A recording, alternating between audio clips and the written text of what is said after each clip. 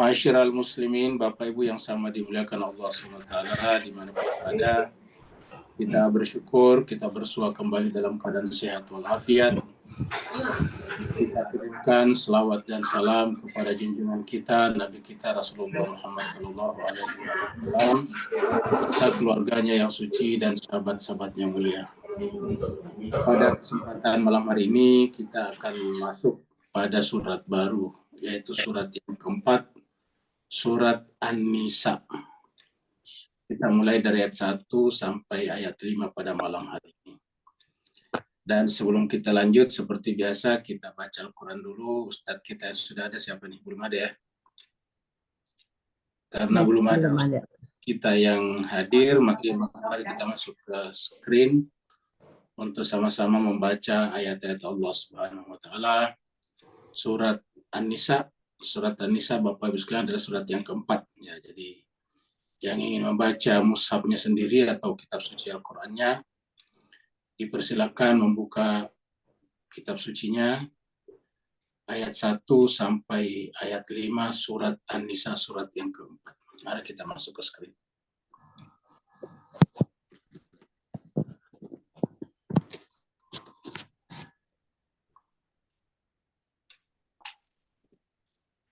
أعوذ بالله من الشيطان الرجيم بسم الله الرحمن الرحيم أعوذ بالله من الشيطان الرجيم بسم الله الرحمن الرحيم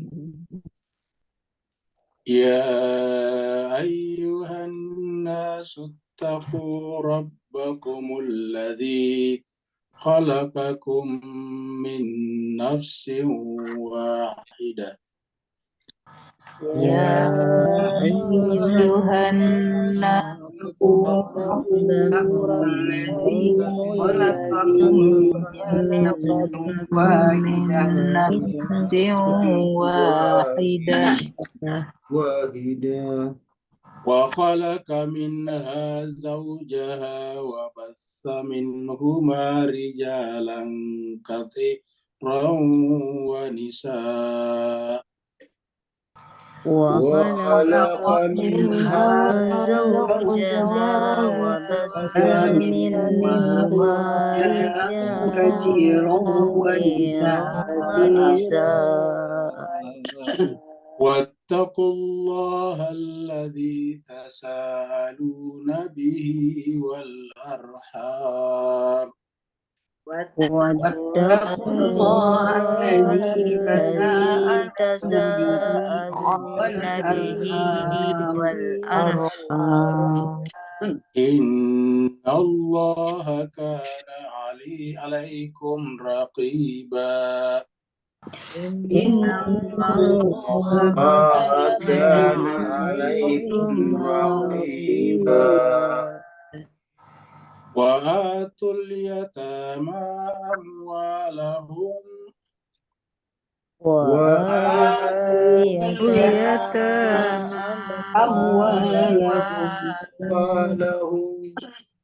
ولا تتبدلوا الخبيث بالطيب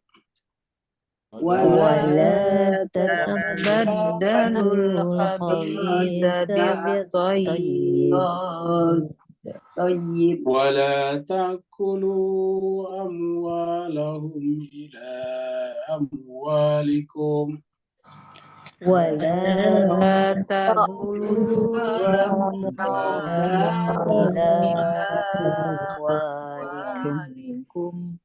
إنه كان حوبا كبيرا إنه كان حوبا كبيرا وإن خفتم ألا تقسطوا في اليتامى فانكحوا وإن خفتم ألا تقسطوا في اليتامى فانكحوا فانكحوا ما طاب لكم من النساء مثنى وثلاث ورباع فانكحوا ما طاب لكم من النساء مثنى وثلاث ورباع فإن خفتم ألا تعدلوا فواحدة فإن خفتم ألا تعدلوا فواحدة أو ما ملكت أيمانكم ذلك أدنى ألا تعولوا ملكت أيمانكم ذلك أدنى ألا تعولوا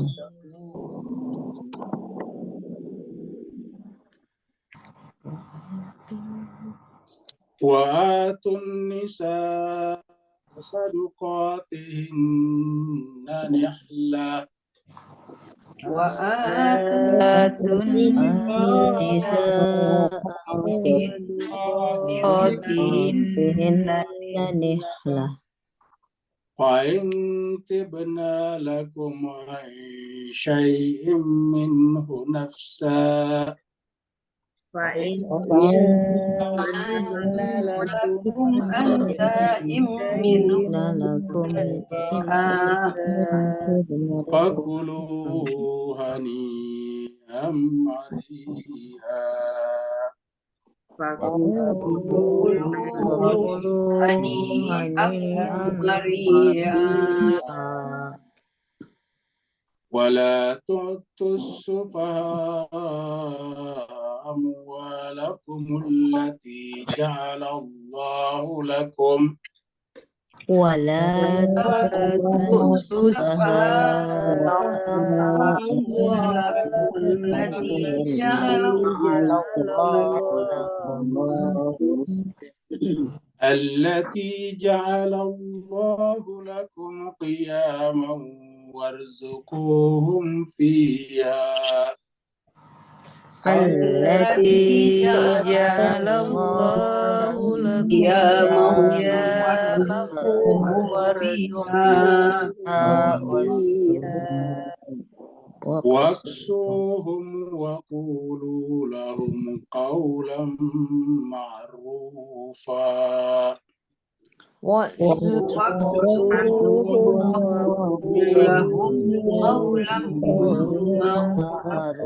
معروفا صدق الله العلي العظيم صدق الله العظيم اللهم صل وسلم وزد وبارك على رسول الله وآله الأطهار على رسول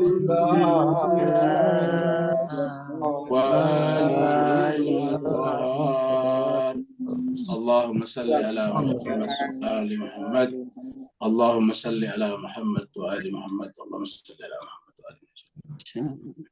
Terima kasih banyak Bapak Ibu semuanya ikut membaca ayat-ayat Allah SWT. Insya Allah Allah SWT dengan bacaan Bapak Ibu sekalian akan memberikan imbalan setiap huruf yang Bapak Ibu baca. Bukan hanya setiap kata tapi setiap huruf.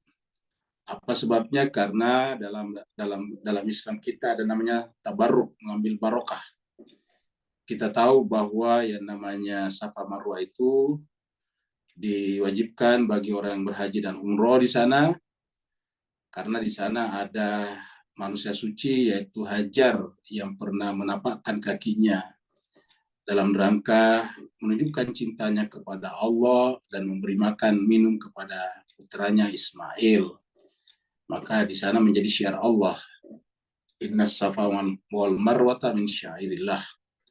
Sungguhnya Safa dan Marwah akhirnya kemudian menjadi syiar-syiar Allah. Itu manusia seperti kita, Hajar.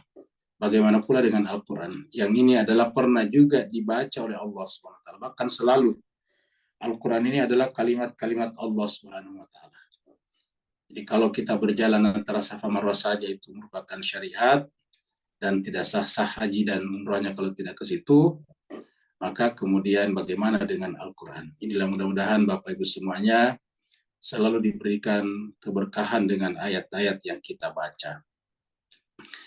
Pada malam ini kita masuk pada surat An-Nisa. Surat An-Nisa adalah surat nomor urut 4 setelah Al-Fatihah, Al-Baqarah, Al-Imran, sekarang An-Nisa. Jadi satu adalah Al-Fatihah, dua Al-Baqarah, ketiga Al-Imran yang baru kita selesaikan. Yang keempat sekarang An-Nisa. An-Nisa secara bahasa artinya perempuan. Bahkan sebetulnya perempuan-perempuan ya. Makanya bahasa Inggrisnya pun juga adalah jamak. Perempuan-perempuan, karena ini bentuk jamak. Kemudian surat ini turunnya di Madinah, surat Madaniyah. Jumlah ayatnya 176 ayat. Jadi lebih sedikit dari surat Ali Imran. Jadi kalau surat Al-Baqarah 286, surat Ali Imran 200, sekarang turun lagi 176 ayat. Dan pada malam hari ini baru kita mulai ayat 1 sampai ayat 5. Di ayat 1 Allah SWT berfirman, A'udzubillahi minasyaitonirrajim, Bismillahirrahmanirrahim. Ya ayyuhan nasu taqu rabbakumul ladzi khalaqakum min nafsin wahidatin wa khalaqa minha zawjaha wa batha minhuma rijalan katsiran wa nisa wattaqullaha alladzi tasaaluna bihi wal arham innallaha kana 'alaikum raqiba. Bagi Bapak Ibu, tuan-tuan yang suka menghadiri atau sering menghadiri acara pernikahan, biasanya pasti juga sering mendengarkan ayat ini. Karena biasanya kalau ada pernikahan itu ada dua ayat yang sangat populer yang dibaca. Yang pertama adalah surat Ar-Rum ayat 21 yang berbunyi wa min ayatihi an khalaqalakum min anfusikum azwaja litaskunu ilaiha wa ja'ala bainakum mawaddatan wa rahmah inna fi dzalika laayatil liqaumi yatafakkarun. Nah, itu biasanya surat ayat itu sering dibaca, bahkan biasa ditulis di undangan-undangan. Yang kedua adalah surat An-Nisa ayat 1 ini juga berbicara tentang pernikahan biasanya. Bahkan surat An-Nisa ini karena judulnya perempuan adalah sebetulnya surat yang khusus memberikan kemuliaan kepada perempuan. Perlu kita tahu bahwa sebelum turunnya surat An-Nisa ini, bahwa di masyarakat Arab dan bahkan mungkin di banyak masyarakat dulu, ya bayangkan saja 1400 tahun yang lalu, boleh dikata perempuan itu tidak mendapatkan tempat yang layak di masyarakatnya. Cenderung perempuan itu diperlakukan sebagai kelas 2 dalam masyarakat. Bahkan ada seorang filosof besar yang mengatakan bahwa perempuan itu hanya rambutnya panjang tapi pikirannya pendek. Ada sampai seperti itu, dan itu filosof besar yang berkata bahwa perempuan hanyalah rambutnya panjang tapi pikirannya pendek. Dan artinya itu menunjukkan bahwa menyebar di berbagai macam penjuru budaya bahwa ada semacam ada semacam penerimaan yang timpang terhadap perempuan dibanding dengan laki-laki. Dan kita tahu pada zaman Nabi kita hadir, perempuan itu diperjualbelikan jadi budak. Sebetulnya bukan hanya perempuan, tapi laki-laki juga budak. Tapi terutama perempuan, karena perempuan itu bukan hanya diperjualbelikan jadi budak, bahkan juga bisa dijadikan sebagai taruhan. Bisa dijadikan sebagai pembayaran utang. Bisa dijadikan digadaikan, dan sebagainya banyak. Bahkan perempuan pada saat itu, wanita, istri bisa diwariskan kepada anak laki-lakinya misalnya yang lain. Jadi dengan demikian itu boleh dikata tidak punya tempat yang sangat layak. Dalam berbagai macam kejadian-kejadian sosial, bencana misalnya, bencana sosial, tak peperangan, tak apa, itu kebanyakan yang paling banyak korban adalah perempuan. Dan kita tahu bahwa pada zaman Nabi kita dibangkit, dibiasa sebagai Nabi, pada saat itu kita tahu bahwa perempuan itu bahkan anak perempuan bahkan tidak dikehendaki. Jadi bayi-bayi perempuan itu tidak dikehendaki. Dalam Al-Quran disebutkan kalau mereka diberitahu bahwa anaknya lahir itu adalah perempuan, maka hitam atau merah pekat, hitam pekat lah, ataukah marah lah yang bersangkutan demi mendengarkan kalau anaknya adalah perempuan. Bahkan ada sampai pada tingkat anak perempuannya sudah mulai agak besar, kemudian dikuburkan hidup-hidup. Jadi sedemikian rupa Pak Bu sekalian.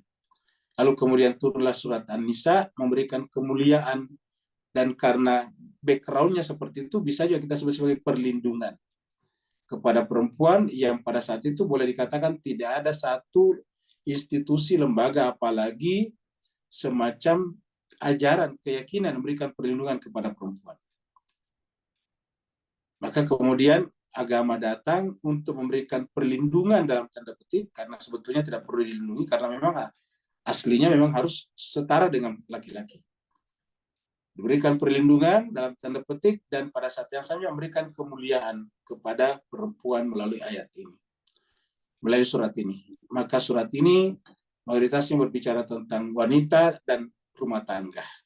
Jadi nanti banyak berbicara tentang wanita dan rumah tangga, dan hal-hal yang ada dalam rumah tangga. Di antara yang ada dalam rumah tangga misalnya adalah anak yatim. Anak yatim. Anak yatim ini bisa karena anak keluarganya yang meninggal, kerabatnya, terus kemudian harus diadopsi, diambil masuk ke keluarga. Dan ingat Bapak Ibu jemaah sekalian, pada zaman dulu itu tidak ada istilah rumah yatim, atau tidak ada istilah panti asuhan. Panti asuhan itu nanti muncul belakangan. Yang aslinya adalah bahwa orang-orang kalau anak yatim itu diambil ke rumah, dibesarkan seperti anak sendiri. Lalu kemudian ini menimbulkan masalah-masalah, diantaranya misalnya penyalahgunaan warisan si anak yatim tersebut. Nah, ini dibicarakan di dalam Al-Quran. Yang kedua, seorang laki-laki misalnya menikah dengan seorang perempuan yang sudah punya anak, kan, dan anak itu yatim misalnya, karena suaminya yang pertama meninggal. Atau sebaliknya, seorang wanita menikah dengan seorang laki-laki, yang laki-laki itu juga punya anak, membawa ke dalam rumah tangga itu, yang ibu perempuan anak itu misalnya, atau istri laki-laki tadi itu adalah meninggal dunia. Masing-masing namanya anak yatim. Dan kemudian ini kan menimbulkan masalah dalam rumah tangga. Nah, masalah ini diselesaikan oleh Al-Quran. Selama orang berpegang teguh, selama orang berjalan berdasarkan kitab suci Al-Quran, maka otomatis masalah itu menjadi selesai. Tetapi kalau orang berjalan berdasarkan hawa nafsunya, kepentingan pribadinya, kepentingan subjektifnya saja, maka tentu yang namanya masalah tidak akan pernah selesai. Kenapa? Karena subjektivitas dan egoisme dan hawa nafsu itu sendiri adalah sumber masalah. Artinya bahwa terus-menerus memproduksi masalah. Kalau yang terus-menerus memproduksi masalah tidak diselesaikan, ya masalahnya tidak akan habis-habisnya. Ibaratnya kita mengisi ember bocor. Kalau kita mengisi ember bocor, ya tidak akan pernah selesai, tidak akan pernah penuh selama bocorannya tidak ditambal atau ditutup dulu. Nah, begitulah juga. Selama sumber masalahnya masih ada, belum selesai, maka otomatis masalah akan terus-menerus ada. Maka inilah yang dibicarakan di dalam surat An-Nisa. Sehingga walaupun artinya adalah wanita, tetapi kita bahkan mengartikannya sebagai surat rumah tangga. Di dalam panjang sekali ayatnya berbicara tentang rumah tangga, bahkan nanti sampai terakhir pun masih berbicara tentang kalalah. Ya. Jadi di akhirnya nanti berbicara tentang kalalah. Jadi ini adalah panjang sekali, dan ini menunjukkan Al-Quran Islam itu benar-benar lengkap. Al-Quran itu benar-benar paripurna. Kenapa? Karena menjelaskan segala sesuatu secara rinci, bahkan untuk keluarga, di mana tidak ada satu masyarakat manapun, di negara manapun, ataupun di komunitas manapun, yang tidak berangkat dari keluarga. Agama apapun, ataupun keyakinan apapun, pasti bermula dari keluarga. Jadi manusia tidak bisa menghindari keluarga, dan karenanya Al-Quran membahas ini. Dan kita lihat bahwa banyaknya negara-negara sekarang yang mengalami yang disebut dengan defisit pertumbuhan penduduk, yang berkonsekuensi pada masalah-masalah sosialnya, itu adalah diantaranya karena masalahnya di rumah tangga. Bapak Ibu sekalian, kalau mengikuti perkembangan, sekarang ini Jepang masuk pada resesi. Ini adalah negara maju kedua yang kena resesi. ya, Jepang. Dan di antara penyebab resesinya Jepang itu adalah karena pengeluaran pendapatan negaranya itu lebih banyak atau cukup banyak untuk memberikan santunan kepada orang-orang jompo, sementara anak-anak muda yang berusia muda yang memproduksi pendapatan itu berkurang. Jadi dapat kita bayangkan kalau 2/3 daripada APBN, anggaran pendapatan belanja negara, itu digunakan untuk membiayai orang-orang tua jompo yang semakin banyak. Kan di sana kan orang berusia panjang banyak sekali. Dan mereka rata-rata paling punya anak satu, ada bahkan tidak punya anak. Dan rata-rata di sana juga anak-anak jarang menikah, jarang mau menikah. Atau kalau menikah paling anaknya irit. Akhirnya apa yang terjadi? Orang tua yang harus disayangi, yang harus dibiayai lebih banyak daripada anak muda yang menghasilkan pendapatan. Akhirnya ini disebut jomplang. Ini terjadi gap yang sangat keras itu di Jepang sekarang. Sehingga kemudian ini menjadi masalah besar. Jadi Bapak sekalian yang ingin memperdalam ini bisa searching lah, mempelajari tentang Jepang sekarang. Dan beberapa negara Eropa Barat juga mengalami hal yang sama. Jadi oleh sebab itulah ini adalah bukan perkara kecil, sehingga kemudian Al-Quran menempatkan satu surat namanya surat An-Nisa. Ya. Permulaannya adalah Allah berfirman, A'udzubillahi minasyaitonirrajim, Bismillahirrahmanirrahim, ya ayyuhan nas, wahai seluruh manusia. Jadi yang pertama dipanggil adalah manusia. Kenapa? Karena tadi kita sudah sampaikan, rumah tangga itu adalah ada pada seluruh level tingkatan masyarakat. Ada pada seluruh bangsa, ras, dan kebudayaan. Artinya tidak ada satupun kebudayaan di dunia atau tidak ada satu masyarakat di dunia yang tidak berangkat dari keluarga.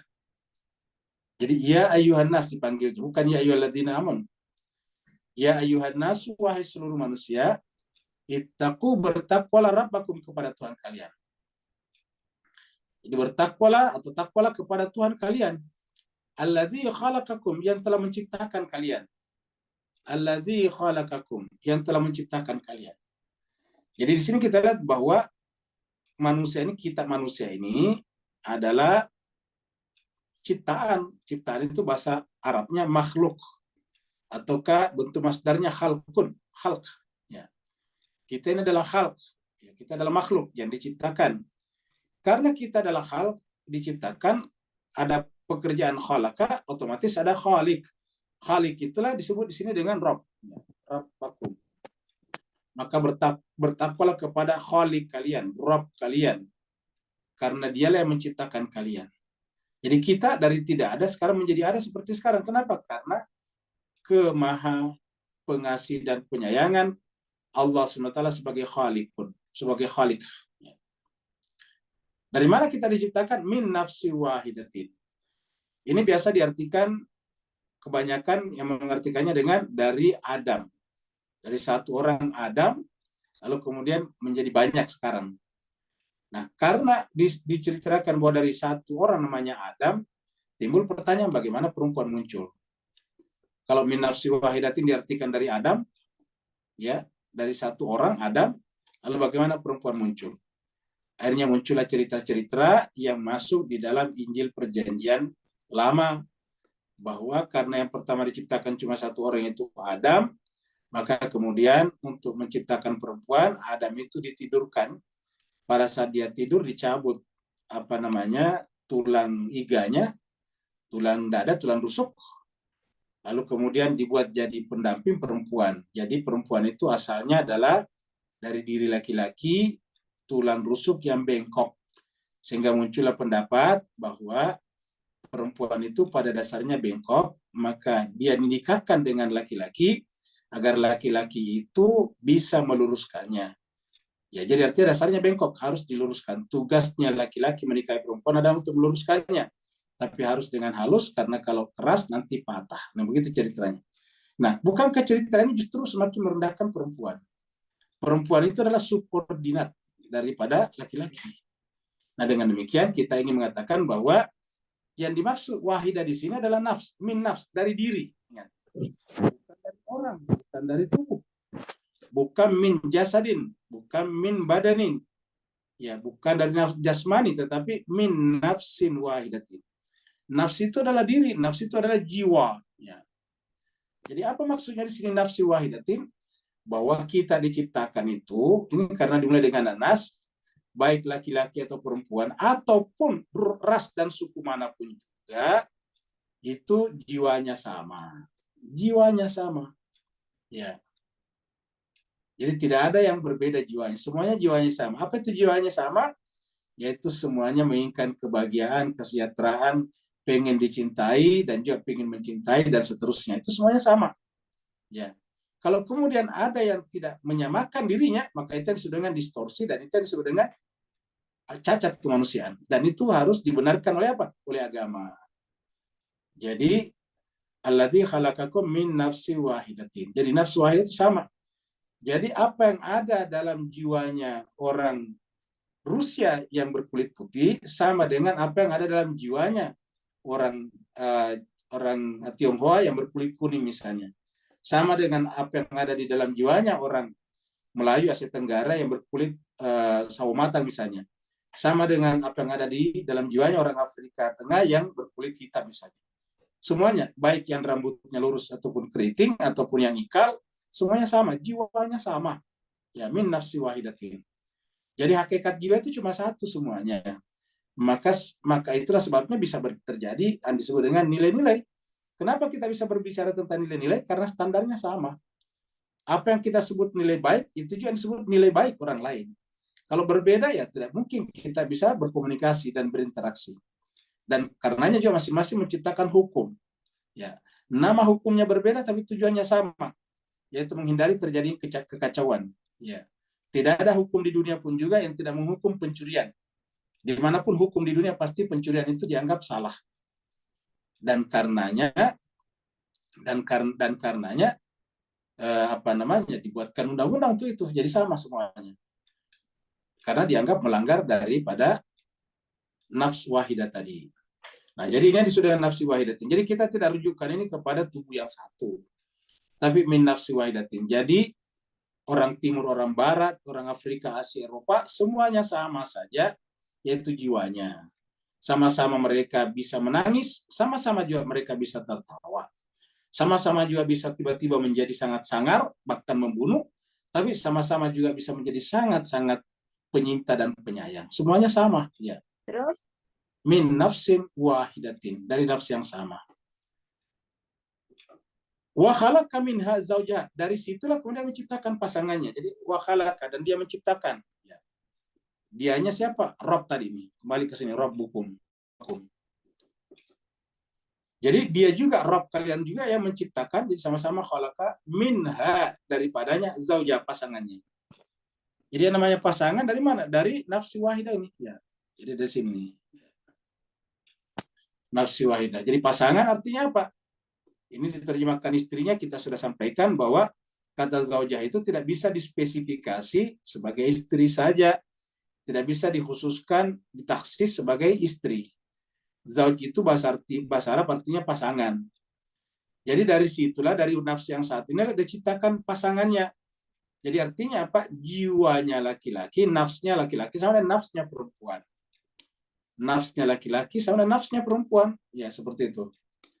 Nafsnya perempuan sama dengan nafsnya laki-laki, tidak ada bedanya. Ya. Kita misalnya laki-laki punya istri, ya. Ingat, tapi nanti kita punya anak perempuan juga.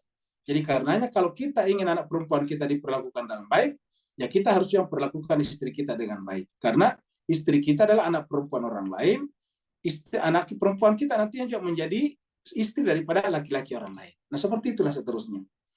Begitu juga kalau kita perempuan, kita harus memperlakukan suami kita dengan baik, sebagaimana kita ingin memperlakukan misalnya bapak kita, ayah kita dengan baik. Nah, jadi seperti itulah seterusnya. Maka nanti di ayat lain dikatakan laki dan perempuan satu sama lain berasal dari hal yang sama.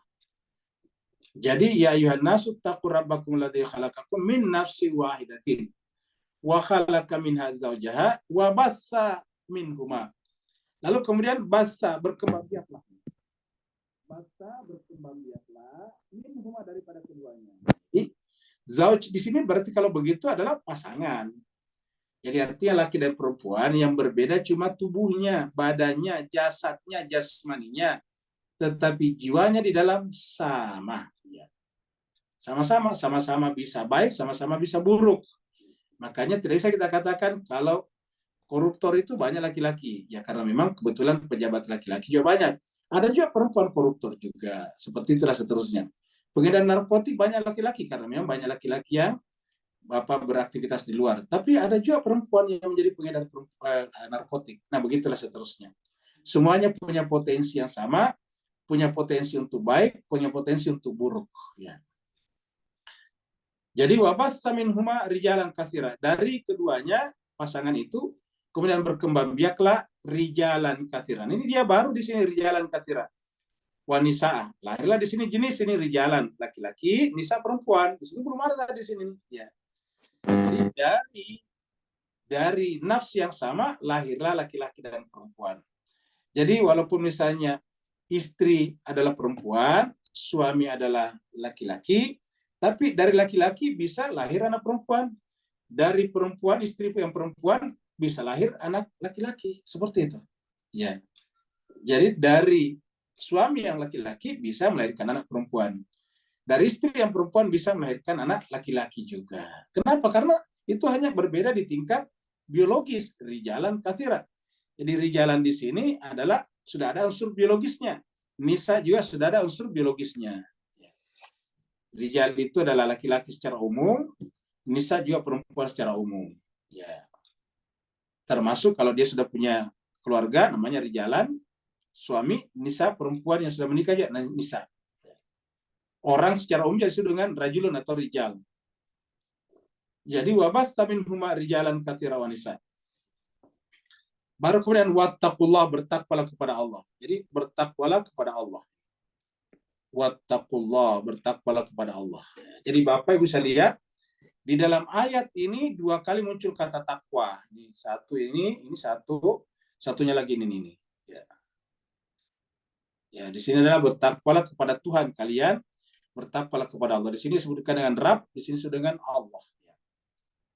Dan kita lihat di dalam surat Al-Fatihah dua-duanya dipakai. Di surat Al-Fatihah dipakai Bismillahirrahmanirrahim. Di ayat 2 digunakan di ayat 1. Di ayat 2 digunakan Alhamdulillahi Rabb. Allah disebutkan tapi Rabb. Ya, Alhamdulillahi Rabbil Alamin. Jadi di ayat 2 surat Al-Fatihah disebutkan Alhamdulillahi Rabbil Alamin. Ya, jadi Allah mengatakan bertakwalah kepada Allah sama dengan bertakwalah kepada Tuhan kalian. Dua perintah takwa di dalam satu ayat. Di dalam satu ayat ada 2 perintah takwa, dan sepanjang pengetahuan Al-Fakir ini hanya 2 ayat dalam Al-Quran yang di dalamnya ada 2 kata kerja atau fi'il amr takwa. Yaitu yang pertama di sini di surat An-Nisa ayat 1, yang satunya lagi di surat Al-Hasyr surat 59 ayat 18. Ya, mungkin ada yang biasa membaca surat Al-Hasyr 18 yang berbunyi ya ayyuhan ladzina amanu taqullah wal tanzur nafsum ma qaddamat ligat wattaqullah. Itu adalah 2 ittaqullahnya. Kalau di sini adalah takwanya 2, satu rabbakum, satunya ittaqullah. Kalau di surat Al-Hasyr apa isinya? Wal tanzur nafsum ma qaddamat ligat. Hendaklah setiap nafs juga. Wal tanzur nafsum ma qaddamat ligat. Setiap nafs mempersiapkan hari akhiratnya, hari esoknya. Kalau di sini adalah min nafsi wahidatin, supaya apa? Supaya berketurunan. Dengan demikian tujuan keturunan itu sebetulnya untuk apa? Untuk hari esok. Ya, untuk hari esok. Kenapa? Karena kita sebagai suami istri akan jadi tua nantinya. Ya, ketika kita tua, aktivitas berkurang. Sistem sosial harus menanggung mereka. Dan itu hanya bisa terjadi kalau ada yang memikul beban sosial itu, yaitu yang masih muda. Seperti itu. Seperti yang kita ceritakan tadi Jepang. Ketika terjadi defisit pertumbuhan penduduk, pasti akan menjadi masalah nantinya. Kenapa? Karena yang menanggung orang yang berusia lanjut sedikit sekali. Ibaratnya yang memikul beban sedikit, sementara bebannya besar. Ya. Maka disebutlah dengan itu adalah dalam rangka berketurunan untuk esok. Wal tanzur nafsum ma qaddamat ligadin. Nah, untuk hari esok itu keluarga. Karena hari esok itu bisa berarti regenerasi dan seterusnya. Wa bassa minhum rijalan katsiran wattaqullah, dan bertakwalah kepada Allah alladzi tasaaluna bihi wal arham. Yang jadi bertakwalah kepada Allah yang tasa'aluna, kalian saling meminta, saling membutuhkan. Kata-kata tasa'alun dari kata sa'ala, bihi-nya di sini, ini bihi, hi-nya kembali kepada Allah. Ya. Dengan Allah atau atas nama Allah kita saling tasa'alun, meminta tolong. Apa artinya minta tolong di sini? Coba lihat teman sekalian. Seorang wanita semakin berusia semakin merindukan adanya keturunan. Apakah itu hanya pada wanita? Tidak, pada laki-laki juga. Laki-laki semakin berusia semakin butuh keturunan. Ya. Kalau perempuan, laki-laki sudah mulai agak berumur dan tidak punya keturunan, biasa agak resah. Nah, pertanyaan, bisakah laki-laki sendiri melahirkan? Jawabannya tidak bisa.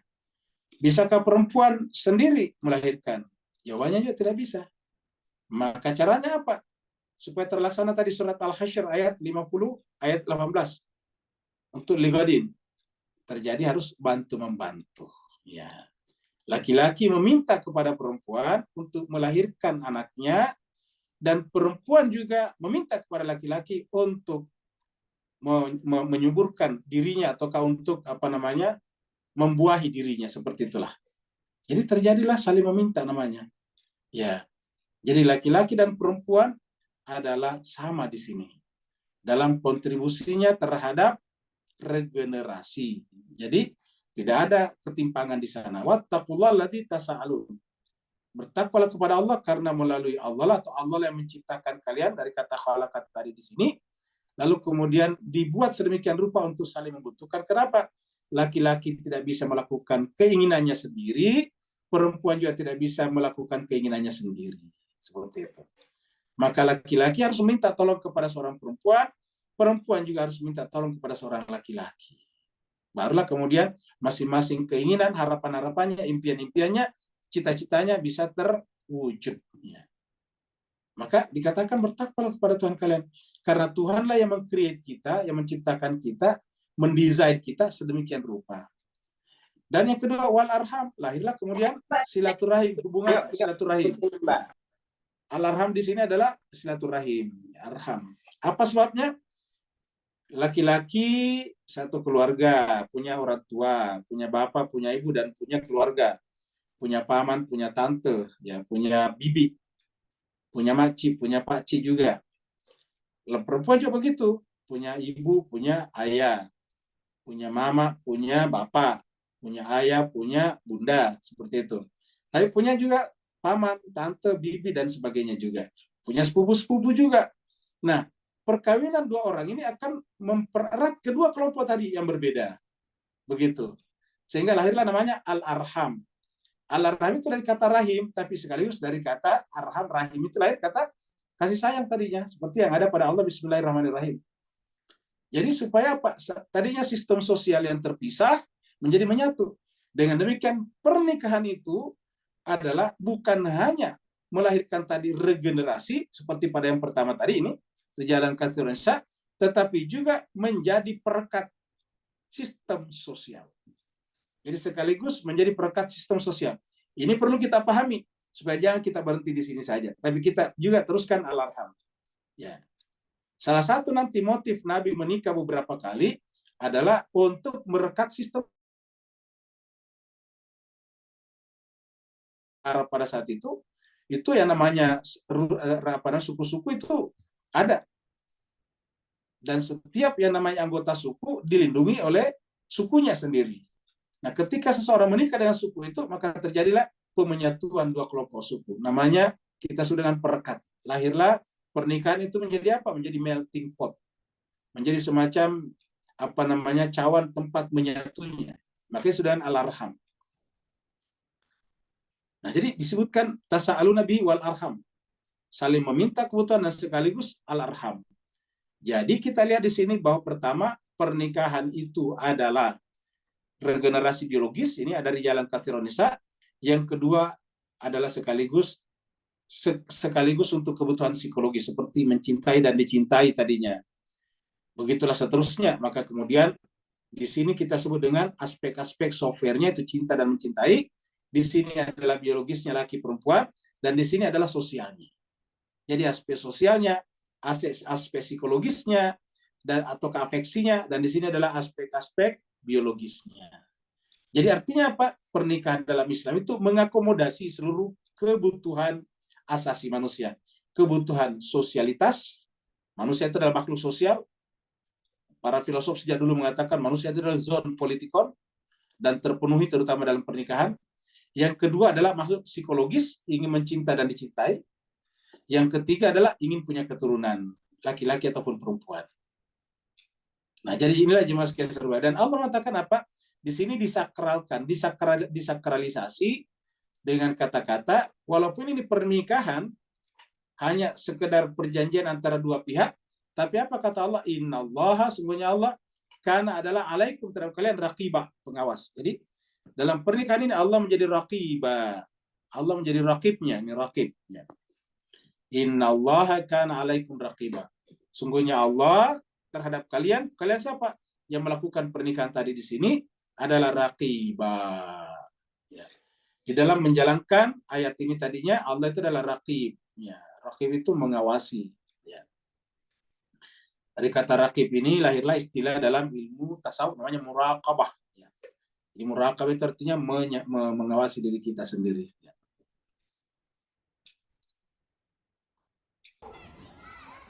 Dapat Bapak bayangkan kalau ada anak-anak seperti ini yang orang tuanya sudah tidak ada. Dan ini banyak terjadi di Gaza sekarang. Ya, kehilangan orang tuanya. Kehilangan ayah ibunya seperti ini. Wa'atul yatama. Nah, kalau dia kehilangan ayah ibunya atau salah satunya, maka disebut dengan yatim. Ingat dalam pandangan Islam kita, yatim itu bukan hanya kehilangan duanya.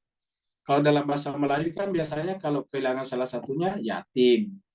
Kehilangan dua-duanya katanya disebut yatim piatu, kan begitu. Dalam bahasa Arab itu tidak ada piatu. Ya. Piatu sebetulnya itu bahasa Melayu. Yatim dari bahasa Arab, kan begitu. Jadi sebenarnya yatim piatu itu menggabungkan dua kata supaya lebih tegas. Jadi sebetulnya dalam pandangan agama yang namanya yatim itu entah salah satunya, entah dua-duanya atau salah satunya meninggal, ya yatim namanya. Dengan catatan anak-anak masih di bawah akil balik. Kalau sudah lewat akil balik, ya bukan yatim piatu lagi, nah bukan anak yatim. Kenapa? Sudah akil balik. Sudah bisa berusaha sendiri. Yang kita bicarakan di sini seperti ilustrasi di foto tadi, anak-anak. Ya, gitu. Jadi, wa'atul yatama, maka berikanlah. Jadi ingat, ini ayat 2. Tadi ayat 1 bicara tentang apa? Tadi bicara tentang pernikahan. Jadi seakan-akan Allah mengatakan begini, pernikahan itu adalah fondasi penting. Ya. Apa namanya itu pendukung penting dalam sebuah masyarakat. Dalam suatu masyarakat itu keluarga sangat penting. Dan salah satu masalah yang muncul dalam masyarakat, dalam keluarga itu adalah yang bersifat alamiah ya, yang bukan di-create oleh kita, adalah yatim. Kenapa? Karena namanya kematian kan bukan maunya kita. Ya tiba-tiba saja ada penyakit tertentu meninggal, yatim. Ataukah pergi mencari nafkah, kecelakaan, yatim. Atau ibunya pergi ke pasar, tabrak mobil, yatim. Atau dan sebagainya, kemudian dapat penyakit yang tidak bisa sembuhkan, yatim. Nah, gitu. Itu tidak bisa dihindari. Jadi artinya apa? Di dalam keluarga ini ada satu hal yang tidak bisa dihindari. Semua kita tentu bercita-cita agar kita menjadi diberikan umur panjang untuk membesarkan anak-anak kita. Tapi tidak semua kehendak kita itu terwujud. Ya, kenapa tadi? Ada faktor-faktor X dalam kehidupan kita yang terkadang tidak mampu kita kendalikan. Ada gempa bumi, ada kekacauan, ada peperangan yang tidak kita inginkan, akhirnya melahirkan kematian bagi salah satu atau dua-dua orang tuanya. Sehingga mau tidak mau ada anak yatim. Nah, pertanyaannya sekarang ialah, bagaimana mengatasi anak yatim dalam pandangan Islam? Di dalam beberapa agama non-Islam, itu dibikinkan rumah yatim, panti asuhan. Kita sampaikan itu konsep bukan dari Islam sebetulnya. Kalau berdasarkan ayat ini, anak yatim itu coba kita baca lengkap nanti ayat ini. Kalau dalam pandangan Islam, anak yatim itu kita ambil ke rumah kita, dibesarkan seperti anak kita sendiri. Ya. Maka lahirlah hadis Nabi, bahwa sebaik-baik rumah tangga adalah rumah tangga yang di dalamnya ada anak yatim yang dibesarkan dan diperlakukan dengan mulia, seperti anak sendiri. Dan seburuk-buruk rumah tangga adalah rumah tangga yang di dalamnya ada anak yatim yang disiksa ataukah diperlakukan dengan sangat buruk. Ya. Jadi anak yatim sebagai patokannya. Jadi untuk menguji apakah sebuah rumah tangga itu baik atau tidak, lihat anak yatim diperlakukan. Ya. Makanya bahkan berkaitan dengan anak yatim, Allah berbicara bukan lagi sekedar munafik, kafir, tetapi Allah berbicara tentang apa? Tentang pendusta agama. Kalau yang lain kan masih definisinya kafir, munafik, musyrik, itu kan masih begitu. Tapi kalau berkaitan dengan pendusta yatim, agama tidak menyebut itu, tapi menyebutnya ara'aitalladzi yukadzibu biddin. Apakah engkau telah melihat orang yang mendustakan agama?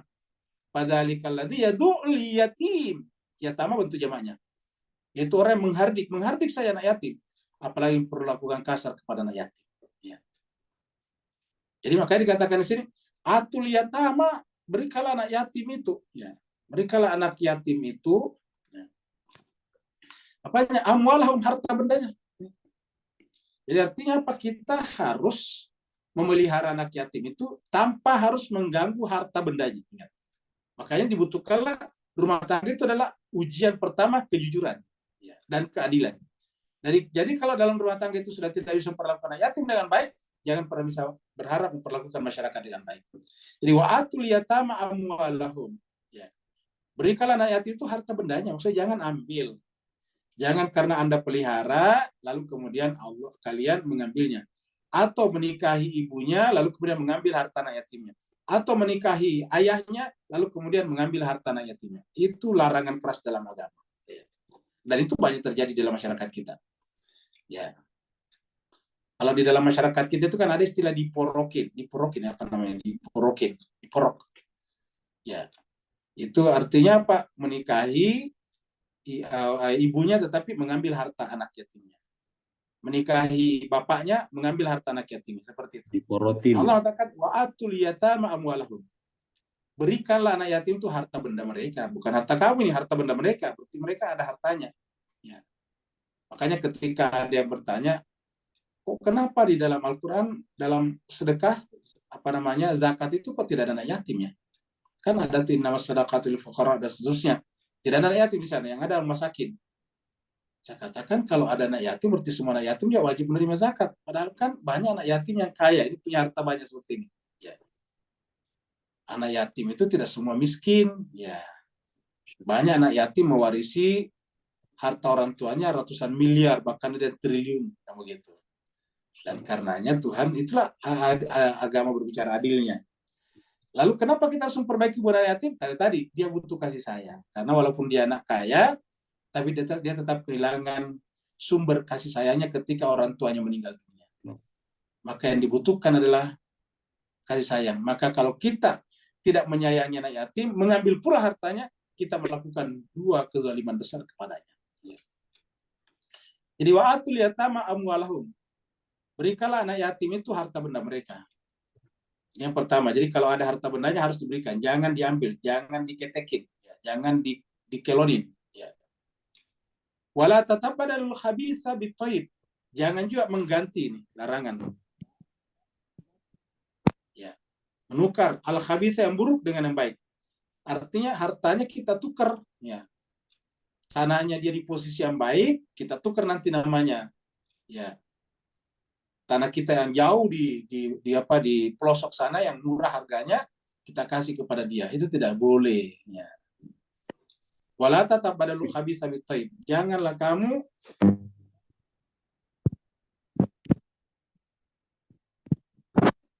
jadi mengganti saja tidak boleh, apalagi mengambil.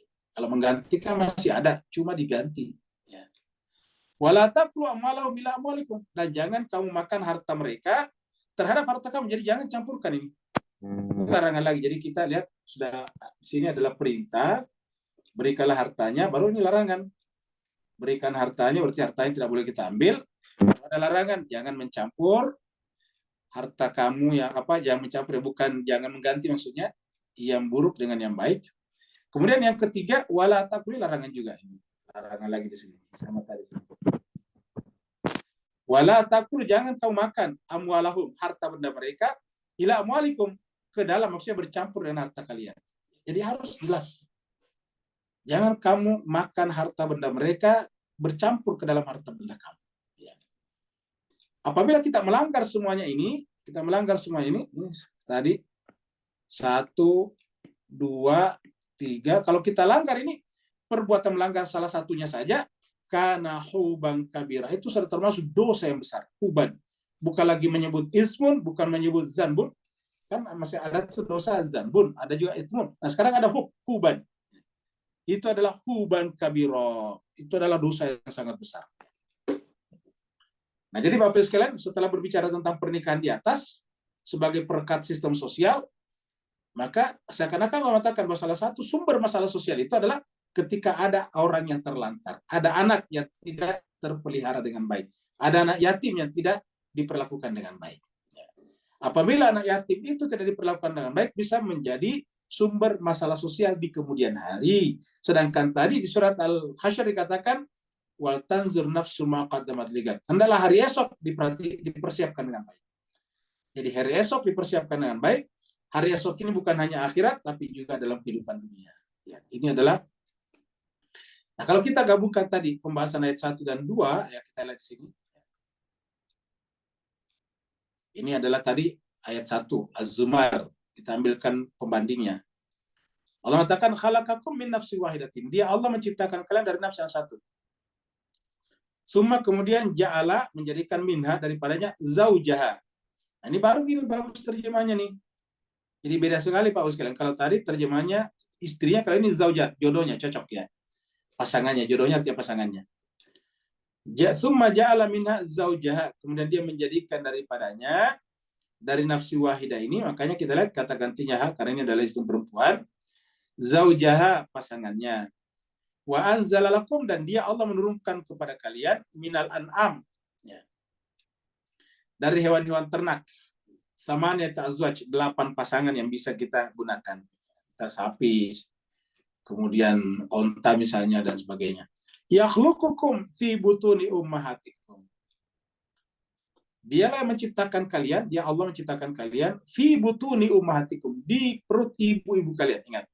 Jadi ini adalah pernyataan kepada seluruh pihak manusia, termasuk kita laki-laki, bahwa kita diciptakan dari perut ibu kita, bukan dari laki-laki. Min butuni ummahatikum.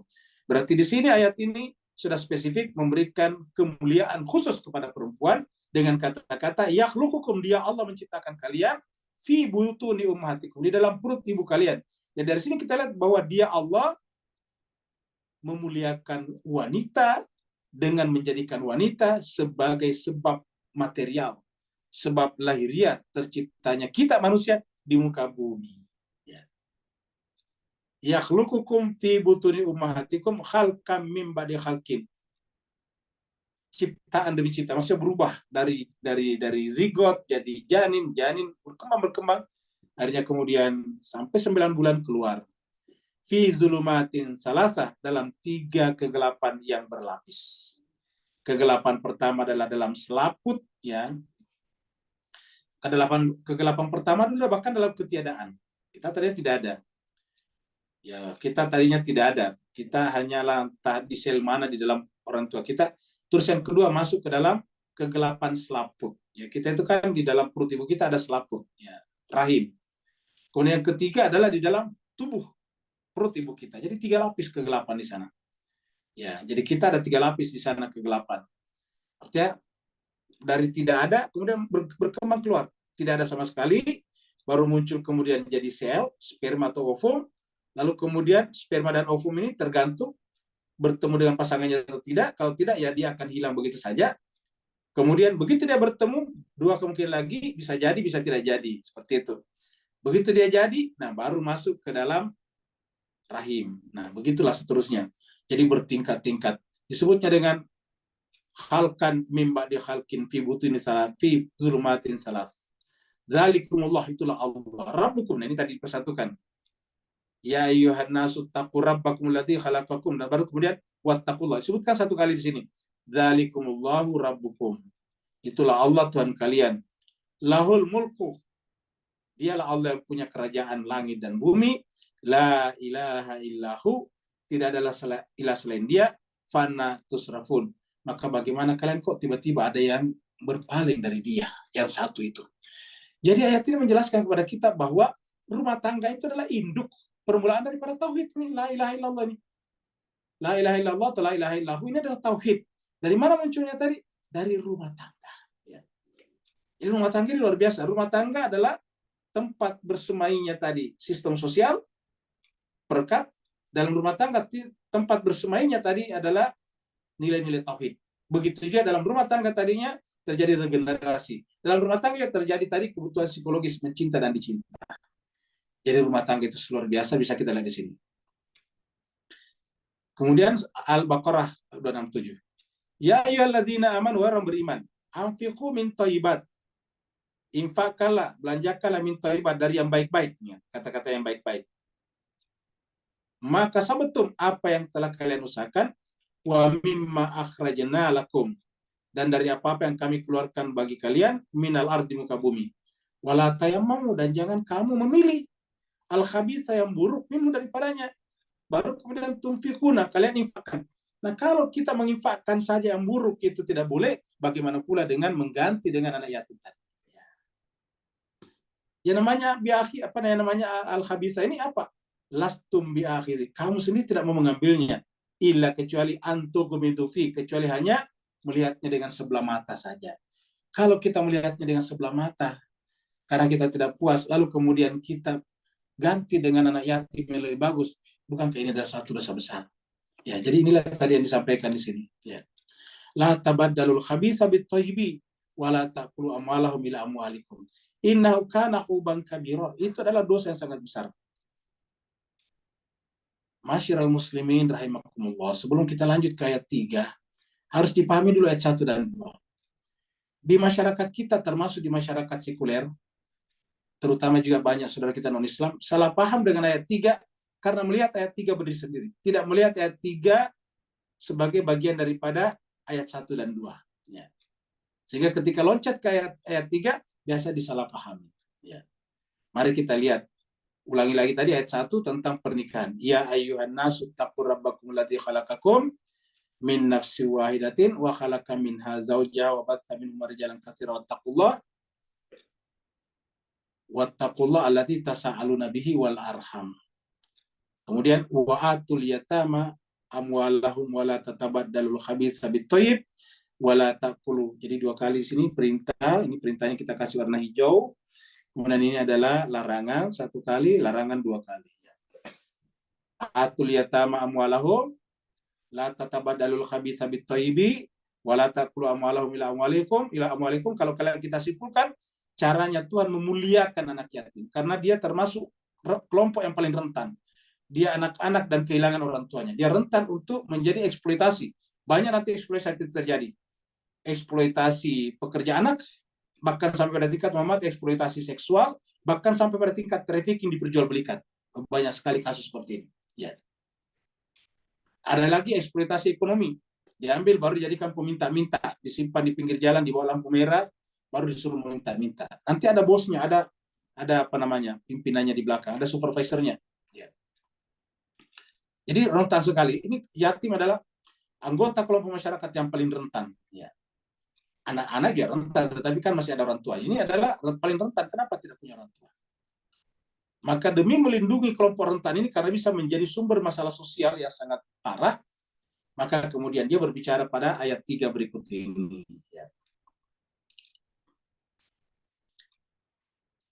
Wa in khiftum alla tuqsitu fil yatama. Jadi coba pahami tadi di atas, baru kita lihat di sini. Wa in khiftum alla tuqsitu fil yatama. Dan apabila kalian takut, ini adalah apabila, jika kalian takut, in khiftum alla tuqsitu, ya. La untuk tidak, ya. Kita artikan ini untuk tidak. Allah untuk tidak bersikap jujur, adil. Allah tuqsitu untuk tidak bersikap adil. Fil yatama, ini tadi anak yatim tadi. Ya.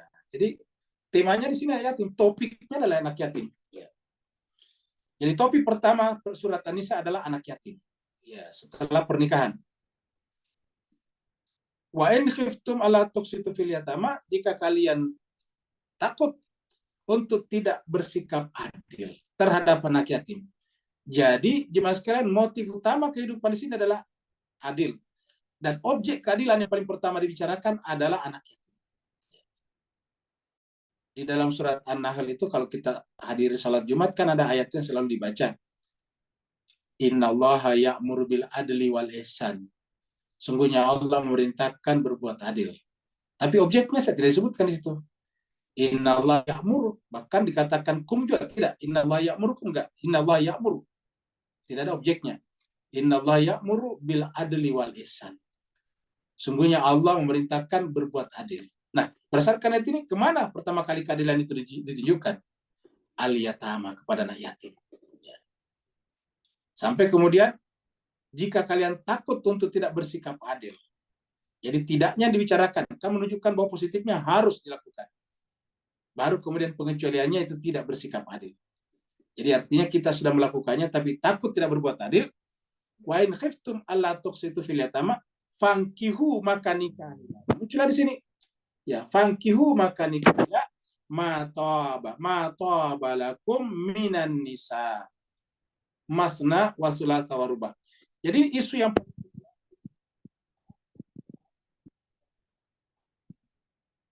biasa dibaca sendiri. Biasanya di masyarakat kita tuh diambil dari sini saja nih. Nah, masyarakat kita diambil di sini. Fankihu mata balakum minan nisa'i masna wa thulatha wa ruba. Karena ini konteksnya apa tadi? Konteksnya adalah pernikahan dan kemudian ada kasus anak yatim. Ya. Nah, maka di sini dikatakan bahwa daripada mengeksploitasi anak yatim, ya, misalnya menikahi ibunya atau ke bapaknya, lalu kemudian harta bendanya tereksploitasi, jadi begitu pentingnya daripada kalau takut daripada melakukan itu berbahaya. Ya. Dapat kita bayangkan konon ya, ini konon baru bicara angin, bukan terbukti. Ada seorang laki-laki membunuh anak pacarnya yang masih kecil, katanya menyangkut masalah harta misalnya, kan sangat sensitif masalah harta. Ya. Jadi ini kan terbukti lagi kalau memang benar seperti itu. Tapi itu baru kabar angin ya. Ya wa in khiftum alla tuqsitu fil yatama. Tapi adalah bahwa ada kejadian seperti itu di berbagai tempat ada. Ya. Jadi Al-Quran mengatakan wa in khiftum alla tuqsitu fil yatama fankihu maka nikahilah ma ta'abalakum minan nisa'i masna wa thulatha wa ruba. Artinya apa jemaah sekalian berbahagia? Menikah 2, 3 atau 4 tetapi tidak punya anak yatimnya jauh lebih selamat daripada menikahi satu wanita yang ada anak yatimnya tetapi menjadikan anaknya sebagai objek eksploitasi atau paling tidak untuk melakukan tadi ayat 2 di atas, mengganti hartanya kah atau makan hartanya bersama dengan harta kita kah ataukah tidak memberikan hartanya. Kan tadi ada 3. Memberikan hartanya berarti ada yang tidak memberikan hartanya. Yang kedua, ada yang memberikan hartanya tapi ditukar terlebih dahulu, yang baik diganti dengan buruk. Yang buruk diganti dengan yang baik, apa yang buruk dia punya, yang baiknya anak yatim diambil. Ya, atau tidak dicampur baur. Nah, itu 3 hal yang sangat berbahaya. Nah, begitu pentingnya masalah seperti ini dalam Islam sampai dikatakan menikah 2, 3 atau 4 itu jauh lebih baik daripada satu wanita yang punya anak yatim atau bahkan menikahi anak yatimnya. Siapa tahu ada yang menikahi anak yatim, tetapi motifnya, niatnya adalah eksploitatif. Jadi intinya kalau kita lihat secara substansi daripada ayat-ayat ini adalah pernikahan itu tidak boleh punya motif eksploitatif. Jadi artinya bisa diperluas bukan hanya pada anak yatim, tapi tidak boleh seorang laki-laki menikahi perempuan untuk eksploitasi. Artinya perempuan yang bekerja dia hanya nanti tidur-tiduran di rumahnya, eksploitatif namanya. Ya. Kalau yang sebaliknya kan jarang terjadi. Tapi yang sebaliknya bisa juga terjadi, misalnya perempuannya menikah dengan laki-laki yang aktif bekerja, dia hanya tidak mengurus rumah tangga, berantakan misalnya, tidak mengatur dengan baik. Nah, itu adalah juga salah satu hal yang salah. Nah, jadi Bapak Ibu yang sama berbahagia, inilah luasnya pembahasan surat An-Nisa ini. Jadi fankihu ma ta'abalakum minan nisa'i masna wa thulatha wa ruba. Sebelum kita bahas lebih jauh, kita sampaikan bahwa kata kuncinya di sini adalah ini. Maksudnya keadilan di sini jujur sebetulnya. Artinya jujur dalam pengertian menyampaikan hartanya tadi anak yatim sesuai dengan apa adanya. Jangan pernah mengganggu hartanya. Nah, karena dasarnya anak yatim seperti itu, intinya adalah bahwa pernikahan tidak boleh eksploitatif. Jadi kita tidak boleh juga menikahi seseorang dengan harapan memprotein, ya protein tadi ya namanya, protein. Pernikahan itu adalah tidak untuk itu. Motifnya pernikahan itu adalah seperti yang diinginkan Al-Quran, yaitu sakinah mawaddah warahmah, dan terutama lagi menjadi kendaraan untuk takarrub atau kurbatan kepada Allah. Itu intinya. Jadi fungsi utama rumah tangga adalah sebagai fasilitas kendaraan untuk mendekatkan diri kepada Allah Subhanahu wa taala. Jadi fangkiu ma tabalakum minan nisa masalah sulat terba fa in khiftum alla tadilu. Baru muncul lagi tadi nih. Jadi ini sama di awal. Kalau di awal wa in khiftum alla tuqsitu, kalau di sini alla tadilu, ini dia. Fa in khiftum alla taqdilu, kalau kalian takut, ini sama-sama formulanya. Lihat. Sama-sama di awalnya ini khiftum, ini juga khiftum ya. Wa in khiftum fa in khiftum. Wa in khiftum alla tuqsitu fil yatama fankihu. Jadi motifnya ini adalah takut. Lalu kemudian ini masih ada juga. Artinya tidak harus. Kenapa? Fa in khiftum, jika kalian takut alla ta'dilu, untuk tidak bersikap adil. Fawahida, maka satu saja. Kan indah sekali bahasa Al-Qur'an sebetulnya Pak sekalian. Ya. Jadi kalau kalian takut tidak bersikap adil, fawahida, cukup satu saja. Ya. Jadi artinya apa Bapak sekalian? Kan motifnya sosial. Ya, kita lihat di sini. Allah ta'dilu fawahidatan aw ma malakat aimanukum, atau ma malakat aimanukum, ataukah budak yang kau miliki kalau pada saat itu. Ya, kalau budaknya dimiliki memang motif akadnya dari awal bisa jadi istri seperti itu. Zalika adna Allah ta'ulu, yang demikian itu lebih dekat untuk tidak bersikap aniaya. Jadi yang harus dihindari adalah perbuatan aniaya. Allah ta'dilu. Dzalika adna Allah ta'dilu, itu adalah lebih dekat untuk tidak bersikap adil. Adna lebih dekat untuk bersikap aniaya. Jadi yang harus dihindari apa? Aniaya. Karena ini yang paling terakhir, aniaya. Ya. Ingat kata-kata adna paling dekat, bukan berarti tidak. Jadi seandainya pun ada orang yang kalau menikah kerjanya menganiaya istrinya, harusnya tidak menikah. Kenapa? Karena berbahaya.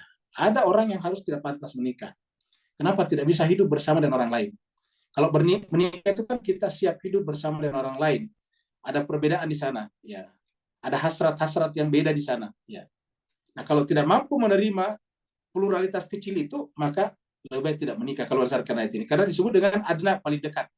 Artinya bukan yang terdekat, bukan yang satu-satunya. Ya. Seandainya itu pun membuat kita menganiaya orang, maka tidak boleh. Jadi dengan demikian, berdasarkan ayat ini, yang paling tercela dalam rumah tangga adalah aniaya, yaitu KDRT. Ya, KDRT. Ya.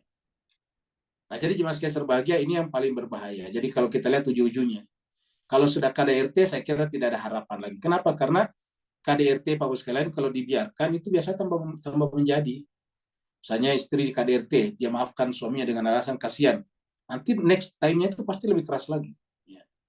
Karena menganggap tidak berdaya. Berikutnya lagi, begitu, tambah keras. Dan itu bisa kehilangan nyawanya, bahkan bisa cacat dan sebagainya. Nah, coba kita lihat agama ini. Al-Quran memberikan perlindungan yang luar biasa. Coba apa yang bisa kita terangkan dari sini? Ya. Kalau ada yang mengatakan, loh, kenapa agama membolehkan 3 ya? Yang namanya boleh kan bukan wajib. Karena disebutkan di sini ada fawahidah. Ya. Yang kedua, kan tidak dipaksakan. Artinya wanita juga menerima atau tidak menerima untuk dimadu atau tidak, atau untuk menjadi istri kedua atau istri ketiga misalnya, dan seterusnya. Jadi dengan demikian tidak ada unsur paksaan di sini, dan karenanya juga tidak perlu ada yang keberatan sebetulnya di sini, seperti itu. Nah, jadi jemaah sekalian berbahagia, inilah yang mengherankan kita, karena budaya Barat dipaksakan kepada kita untuk menerima LGBT, tapi dipaksa menganggap kotor sekali yang namanya masna wa sulat taruba. Inilah yang inilah yang menjadi problem kita. Jadi, dan hebatnya lagi, banyak umat Islam yang terpengaruh dengan cara berpikir yang dipaksakan tersebut, atau budaya yang dipaksakan tersebut. Jadi sekarang karena waktu kita terbatas, ya kita lanjut saja dulu ya. Bapak Ibu yang terbuka mic-nya, coba minta tolong ditutup ya, supaya tidak mengganggu yang lain. Nah, jelas berbahagia, sekarang kita bicara tentang mahar. Wa atun nisa asadukatihinna nihlah. Itu pun dikatakan, kalau kalian mau menikah, ya entah 1, 2, 3 atau 1 saja, apa kata Allah? Atun nisa, berikanlah wanita itu. Ya. Sama tadi di atas. atul yatama amwalahum, berikan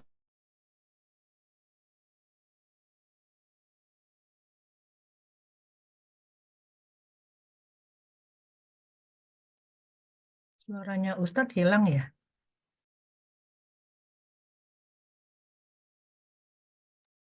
Iya, hilang.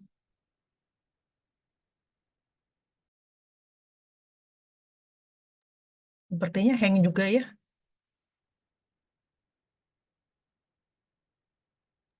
Iya, Bu. Mungkin di sini juga nggak ada suara. Iya, Iya. sinyalnya koneksinya nih.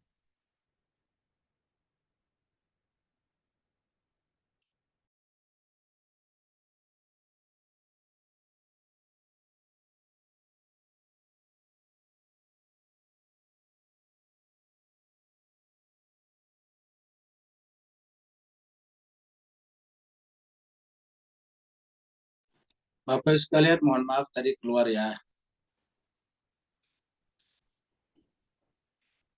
Mari kita masuk lagi ke screen ya.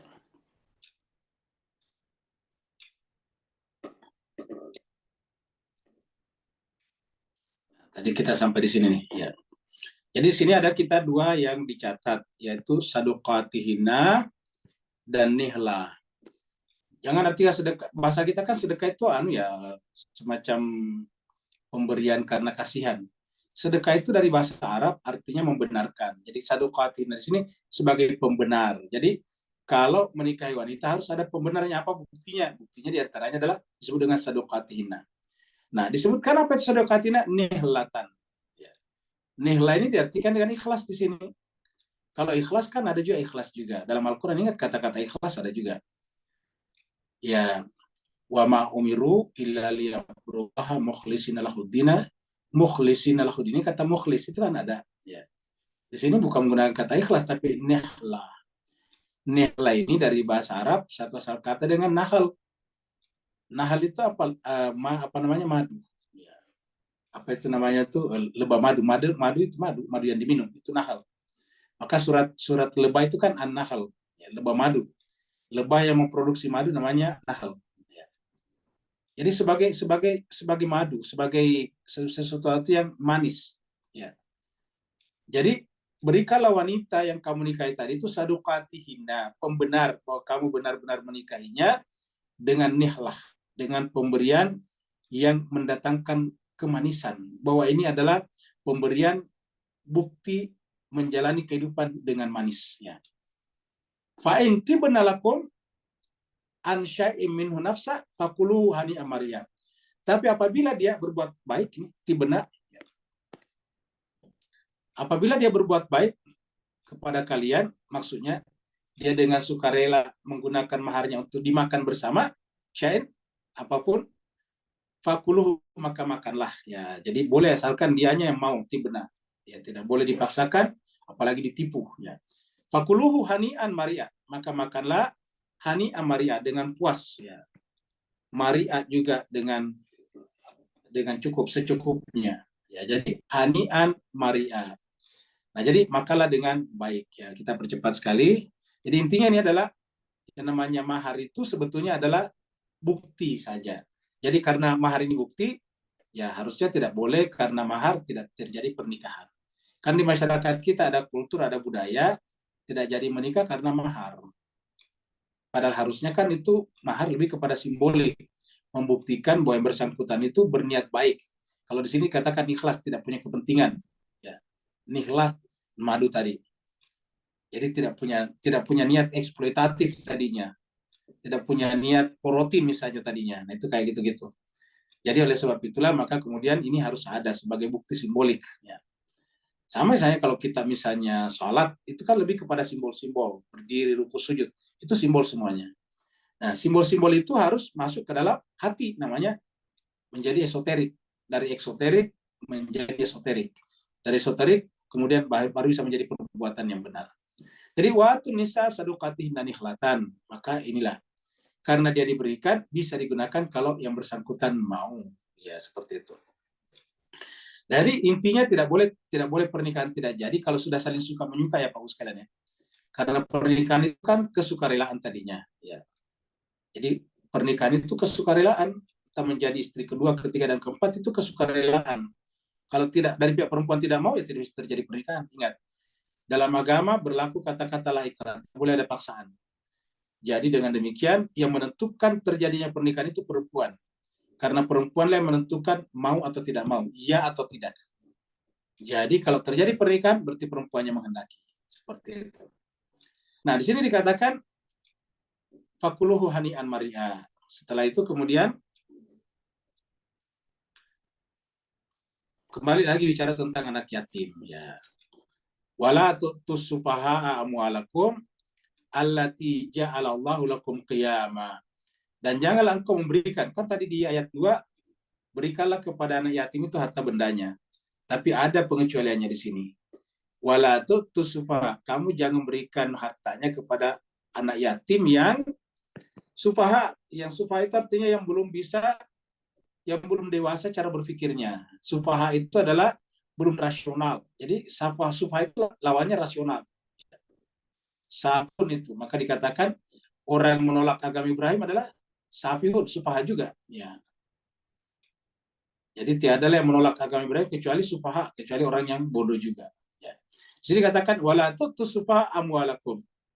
Janganlah kau memberikan kepada mereka amwalakum, harta benda kalian, alati yang ja'alallahu lakum, yang Allah telah berikan kepada kalian qiyaman, sebagai amanah. Kata qiyaman itu untuk kita simpan. Jadi tadi anak yatim ada hartanya, diamanahkan ke kita. Nah, untuk mengembalikannya nanti hartanya setelah harus anaknya sudah dewasa. Tapi di sini walaupun tidak ada kata anak yatim, bisa diartikan ke situ, tapi karena tidak ada anak yatim, bisa diartikan di luar itu juga, yaitu bahwa siapapun anggota keluarga kita atau yang ada amanahnya di kita, kalau yang bersangkutan itu belum dewasa, jangan diberikan karena berbahaya. Harta benda yang banyak di tangan orang yang salah bisa berbahaya, membahayakan tatanan sosial. Ya. Warzukuhum, dan berikanlah rezeki kepada mereka fiha, melalui harta bendanya. Jadi harta bendanya yang ada pada kita, pada orang tua yang tertitipi anak yatim, boleh menggunakan hartanya, tapi untuk kepentingan mereka. Untuk kepentingan mereka tadi. Ya, untuk kepada jalallahu lakum qiyaman. Humnya di sini adalah mereka ini. Ya. Waksuhum, dan juga berikanlah pakaian dari sana. Jadi pakaian juga diberikan. Ya. Waksuhum. Waqulu lahum, dan katakanlah kepada mereka qaulan ma'rufa, kata-kata yang baik. Jadi kalau kepada anak yatim, kalau kita tidak punya harta apa-apa untuk membelikan dia dengan banyak atau dengan cukup, maka kemudian kita harus menggunakan kata-kata yang baik. Ya. Terhadap anak yatim, hindari kata-kata yang kasar, karena ini adalah amanah daripada Al-Quran. Amanah dari Al-Quran berarti amanah dari Allah Subhanahu wa taala. Jadi waqulu lahum qaulan ma'rufa. Katakanlah kepada mereka kata-kata yang baik. Jangan sampai karena dia alih-alih dia anak yatim, dia tidak punya orang tua, maka kemudian kita menggunakan seenaknya kata-kata kasar. Kenapa? Karena anak-anak itu kata-kata yang didengarkan akan direproduksi. Jadi kalau kita menggunakan kata kasar, dia akan reproduksi dengan kata-katanya dia sendiri sekasar yang kita sampaikan. Oleh sebab itulah, qulu lahum qaulan ma'rufa. Anak yatim itu bisa kita sebut sebagai berada pada usia emas, golden age. Dia usia emas ada di situ. Kalau dia berhasil melewati masa itu dengan baik, dengan indah, maka anak itu akan selalu ceria. Tapi kalau melewati masa-masa itu dengan kekerasan, maka dia akan muncul dengan jiwa yang sangar, yang selalu murung dan sebagainya. Inilah Al-Quran membicarakan di dalam surat An-Nisa. Jadi kita lihat surat An-Nisa berbicara tentang keluarga atau rumah tangga.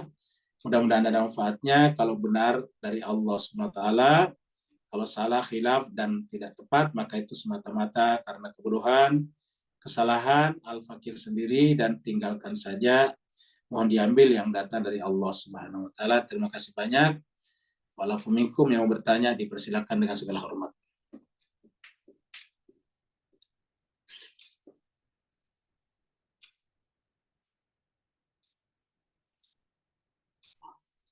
Kalau tidak ada pertanyaan, berarti kita tutup sampai di sini, atau ada di screen ya? Ada di screen nggak? Tidak ada, Ustaz. Tidak ada ya. Berarti kita akhiri sampai di sini. karena waktunya memang sudah hampir habis ya. Mohon maaf atas segala kekurangan. Terima kasih banyak. Kita jumpa lagi pada hari Tapi Jumat Ustaz, nanti. Ya, tapi Assalamualaikum warahmatullahi wabarakatuh. Saya sedikit di ini Ustaz, di ayat 3 hanya mau memperjelas saja Ustaz. Itu yang dimaksud di situ perempuan yatim yang bisa dinikahi 2, 3 atau 4 ataukah ibunya, begitu maksud itu pertanyaan saya Ustaz. Makasih. Assalamualaikum warahmatullahi wabarakatuh. baik. Terima kasih banyak. Bisa berlaku pada dua-duanya. Ya, bisa berlaku pada dua-duanya. Karena dua-duanya bisa dijadikan pintu masuk untuk melakukan eksploitasi. Jadi dua-duanya bisa dijadikan pintu masuk untuk eksploitasi. Kita bisa menikahi anak yatim dengan alasan hartanya banyak, dengan harapan kita bisa menggunakan hartanya untuk kepentingan kita. Bisa juga menikahi ibunya. Kan ada anak yatim yang sudah agak besar sedikit, ya. Jadi sudah agak besar, yang sudah menjelang akil balik atau bahkan sudah akil balik kan. Akil balik itu kan perempuan lebih cepat ya. Lalu kemudian dinikahi, lalu kemudian niatnya untuk, ya bahasa kasarnya memperotin tadi atau membodoh-bodohin. Ya bahasa kasarnya membodoh-bodohin. Ya akhirnya kemudian hartanya habis mungkin dibuang begitu saja atau ditinggalkan begitu saja. Jadi dua-duanya bisa berlaku karena tidak disebutkan di sini. Ya tidak disebutkan di sini posisinya. Ya dia hanya mengatakan kata-kata wa in khiftum alla tuqsitu fil yatama. Jadi kalau diartikan secara jujur, secara bahasa, dan jika atau apabila kalian takut untuk tidak bersikap jujur dalam hal anak yatim. Nah, dalam hal anak yatim, ya. Jadi fee-nya di sini dalam hal anak yatim. Ya, jadi oleh sebab itulah bisa anak yatimnya sebagai peristri, bisa juga ibunya seperti itu. Ada lagi Pak sekalian? Kalau tidak ada, berarti kita terima kasih sampai di sini. Kita jumpa lagi nanti pada hari Jumat. Subhana rabbika rabbil izzati amma yasifun. Wassalamun ala mursalin. Walhamdulillahi rabbil alamin. Wassalamualaikum warahmatullahi wabarakatuh.